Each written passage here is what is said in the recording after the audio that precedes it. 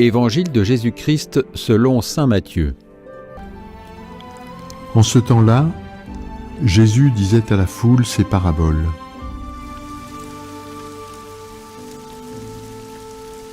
Le royaume des cieux est encore semblable à un filet,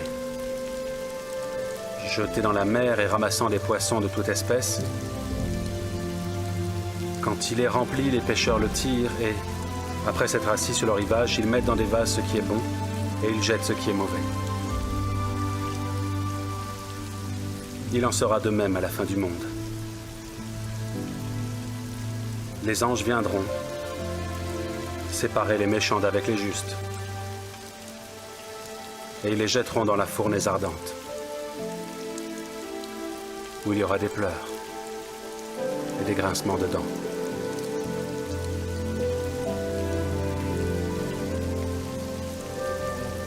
Avez-vous compris toutes ces choses?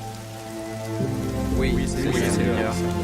Jésus ajouta, « C'est pourquoi tout scribe devenu disciple du royaume des cieux est comparable à un maître de maison qui tire son trésor du neuf et de l'ancien. » Lorsque Jésus eut terminé ses paraboles, il s'éloigna de là. Acclamons la parole de Dieu.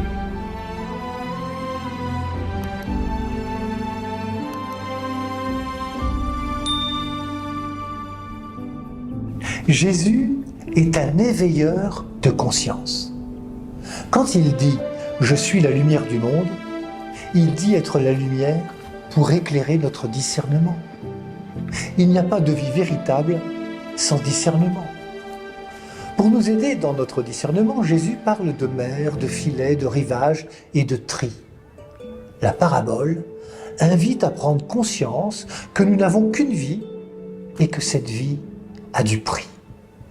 Cette parabole n'est pas à prendre comme une menace, mais bien comme une leçon pédagogique pour faire comprendre que notre vie est souvent partagée entre le bien et le mal et qu'il est bon de s'asseoir, comme dit l'Évangile, pour discerner.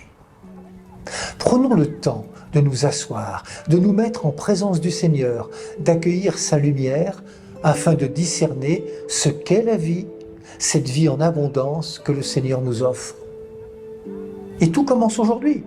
Suivre Jésus, prendre son chemin de justice et de paix, l'accueillir dans nos vies, c'est faire des choix, c'est faire un tri. Qu'est-ce que je rejette? Qu'est-ce que je garde? La vie est comme une mer immense et choisir, c'est parfois renoncer. Le royaume de Dieu, c'est aujourd'hui. Et en cette période estivale, laissons le Christ jeter les filets en nos mers, en nos vies. Prenons place, asseyons-nous en sa compagnie pour qu'il discerne en nous et avec nous.